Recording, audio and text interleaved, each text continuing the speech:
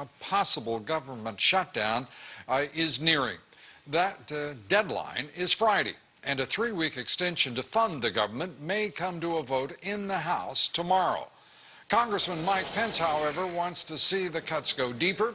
He joins us tonight from Capitol Hill. Congressman, good to have you with us. Thanks, Lou. Congratulations on the show. Well, thank you very much for that, Congressman. You have said that the time to pick a fight may be now. Is this the issue, this 3-week extension?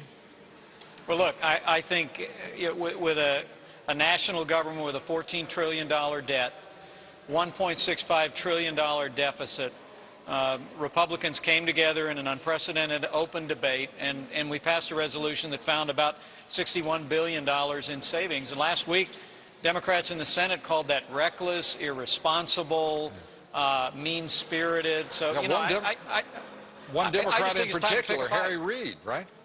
Yeah, Harry Reid took to the floor to defend the, the Cowboy Poetry Institute's public.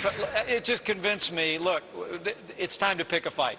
If we're ever going to fundamentally change the fiscal direction of our national government, I think it's important that this new Republican majority draw a line in the sand, say this far and no farther, and in effect demand that the liberals in the Senate and the administration sit down at the table and figure out how we put our fiscal house in order, or at least make a down payment on that, and we do it now.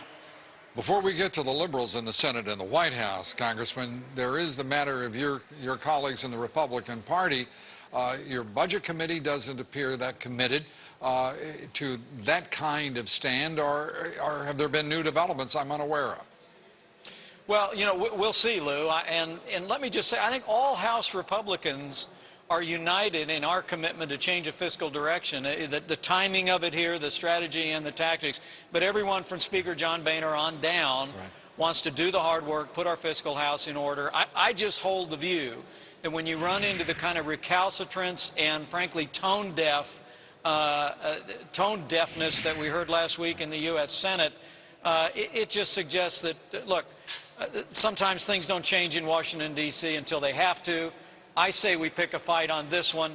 We're going to meet in the morning as a Republican caucus and figure out the strategy going forward. And I'm going to continue to advance with my colleagues that we ought to dig in. We ought to dig in now. Well, you have to be heartened by Senator Rubio's op-ed, in which he is basically agreeing with you that now is the time, that there is, as he put it, no way to proceed with more of what is becoming a rather routine extension and marginal adjustments in the size of the budget and the resultant deficit.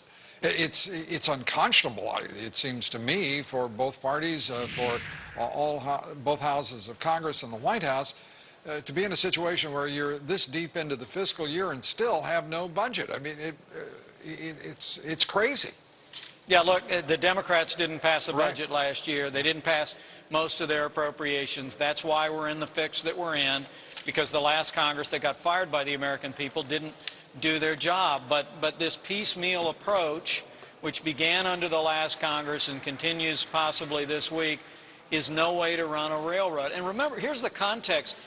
Our national debt is $14 trillion. The $61 billion in budget cuts that we passed in our first continuing resolution, you would have to pass that 230 times to equal the national debt. This isn't a down payment on fiscal discipline. It's earnest money on fiscal discipline.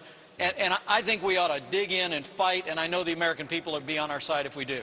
Yeah, Congressman, I'm smiling as you said that, not because I disagree or I think that what you're saying is in any way funny. I am smiling because I am thinking everything you're saying makes perfect sense.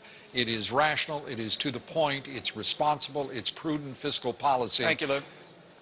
Yet, we're still having the discussion with a $1.65 trillion deficit, with a $14 trillion national debt, $3.7 trillion budget that isn't actually commemorated with a piece of paper that's been signed by anyone in the Senate or the House or signed by the President. It's astonishing.